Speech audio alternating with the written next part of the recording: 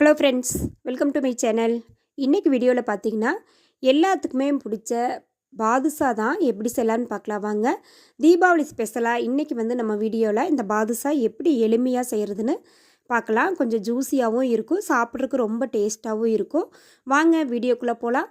நம்ம சேனலுக்கு நீங்கள் புதுசாக இருந்தால் மறக்காமல் சப்ஸ்கிரைப் பண்ணிவிட்டு கூடவே பெல் பட்டனையும் கிளிக் பண்ணிடுங்க. முதல்ல இதுக்கு மாவு ரெடி பண்ணிக்கலாம். ஒரு கப் அளவுக்கு மைதா மாவு எடுத்துருக்கிறேன். அதாவது மெஷரிங் கப்பில், நீங்கள் டம்ளர் இருந்தாலும் சரி, கப்போ பவுலோ எது இருந்தாலும் சரி, அதில் ஒரு கப் மைதா மாவு. கடையில் வாங்கின மாவு தான், சலிச்சு எடுத்துக்கலாம். நல்லா இது போல் சலிச்சு சேர்த்துக்கலாங்க. சேர்த்தியாச்சு. இது கூட பார்த்திங்கன்னா ஒரு 1/4 டீஸ்பூன் போல் பேக்கிங் சோடா, அதாவது சமையல் சோடா இருக்குது இல்லைங்களா, அதை சேர்த்துக்கலாம். நல்லா கையால் ஒரு வாட்டி நல்லா கலந்து விட்டுருவோம். நீங்கள் மைதாக்கு பொதுவாக கோதுமை மாவு கூட சேர்த்து செய்யலாம்.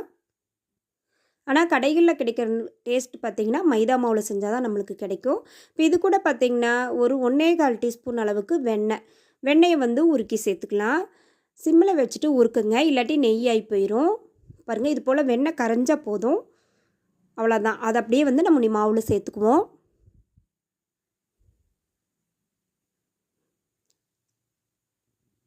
இது போல் சேர்த்து விட்டுட்டு நல்லா மிக்ஸ் பண்ணிடலாம்.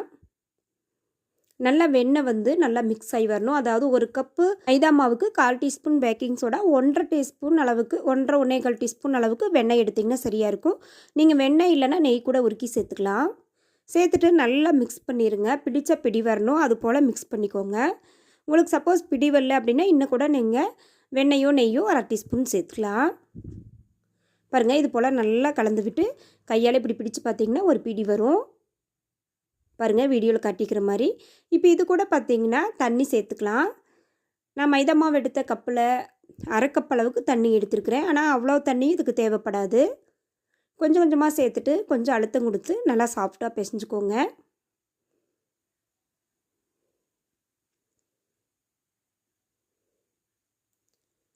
பாருங்கள், நல்லா எல்லாம் ஒன்றோட ஒன்றா ஒட்டி நல்லா சாஃப்டாக பிசைஞ்சாச்சு. தொட்டு பார்த்தாலே உங்களுக்கு தெரியும் நல்லா சாஃப்டாக இருக்கும்.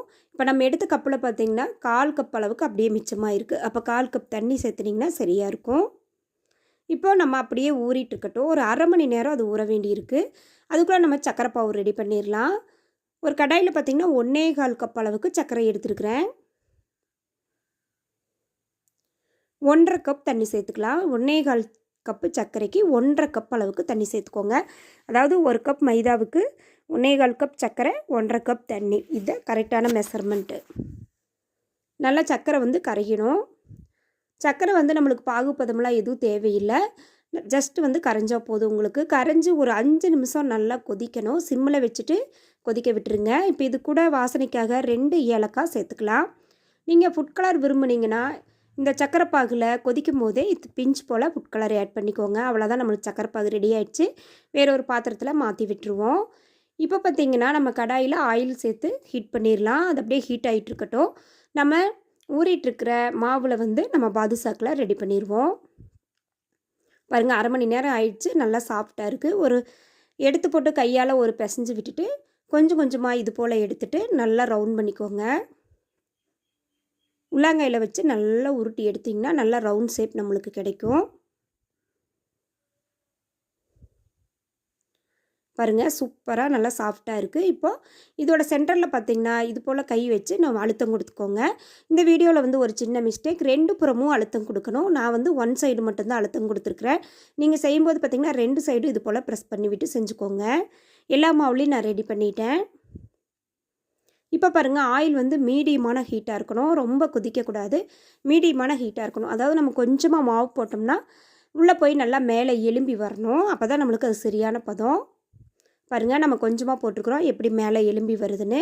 இந்த ஸ்டேஜில் நம்ம ஸ்டவ்வை ஆஃப் பண்ணிவிட்டு பாருங்கள், ஆஃப் பண்ணிவிட்டு நம்ம ரெடி பண்ணி வச்ச பாதுஷாக்கில் இதில் ஒன்று ஒன்றா போட்டுருவோம்.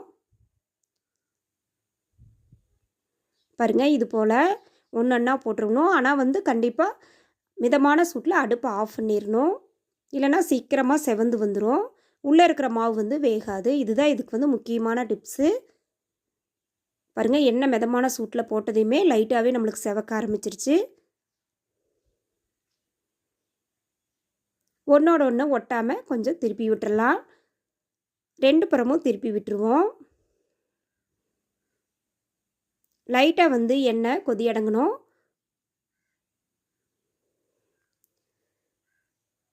பாருங்கள், நம்ம மிதமான சூட்டில் போடும்போதே நம்மளுக்கு லைட் கோல்டன் ப்ரௌனாக பொரிஞ்சு வருது. முக்கியமான டிப்ஸ் இது தாங்க. எண்ணெய் வந்து மிதமான சூட்டில் இருக்கணும். ஆஃப் பண்ணிவிட்டு நம்ம பாதுஷாக்கில் போடணும். இப்போ பாருங்கள், ஓரளவுக்கு எண்ணெய் கொதி அடங்கிடுச்சு. இந்த ஸ்டேஜில் நம்ம அடுப்பை பற்ற வச்சுட்டு சிம்மில் வச்சுக்கலாங்க. வச்சுட்டு பாதுஷாக்கில் நம்ம வேக விட்டு எடுத்துக்கலாம்.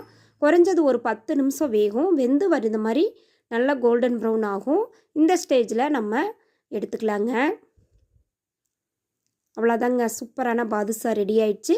இப்போ நம்ம ஏற்கனவே ரெடி பண்ணி வச்ச சக்கரைப்பாகும் மிதமான சூட்டோடு இருக்கணும். இதுவும் கொஞ்சம் மிதமான சூட்டோட நம்ம சக்கரைப்பாவுக்குள்ளே ஆட் பண்ணிக்கலாம். பாதுஷாவும் மிதமான சூட்டோடு இருக்கணும், சக்கரைப்பாகும் மிதமான சூட்டோடு இருக்கணும். இதுதான் முக்கியமான டிப்ஸு. முதல் டிப்ஸ் பார்த்திங்கன்னா, அடுப்பை வந்து நம்ம ஆஃப் பண்ணிட்டு தான் பாதுஷாக்கில் போடணும். 2வது டிப்ஸ் பார்த்திங்கன்னா, நம்ம பாதுஷாக்களும் மிதமான சூட்டில் இருக்கணும், பாகும் வந்து மிதமான சூட்டில் இருக்கணும். போட்டுட்டு ஒரு அரை மணி நேரம் மூடி வச்சுருங்க. பாருங்கள், அரை மணி நேரம் கழித்து பார்த்திங்கன்னா நம்ம போட்ட பாதுஷாக்கள் எல்லாமே நல்லா உப்பி ஊறி வந்திருக்கு. நீங்கள் நான் சொன்ன கரெக்டான மெஷர்மெண்ட்டில் செஞ்சு பாருங்கள்.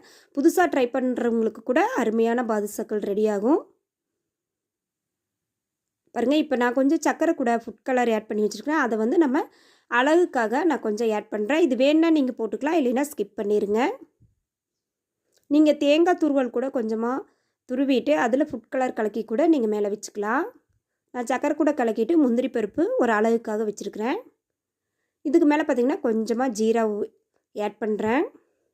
நீங்கள் இந்த ஜீராவோட இந்த முந்திரியோட சாப்பிடும்போது அவ்வளோ டேஸ்ட்டாக இருக்கும். ட்ரை பண்ணி பாருங்கள். இந்த வீடியோ பிடிச்சிருந்தா சேனலை மறக்காமல் சப்ஸ்கிரைப் பண்ணிடுங்க. லைக் பண்ணுங்கள், ஷேர் பண்ணுங்கள், கமெண்ட் பண்ணுங்கள்.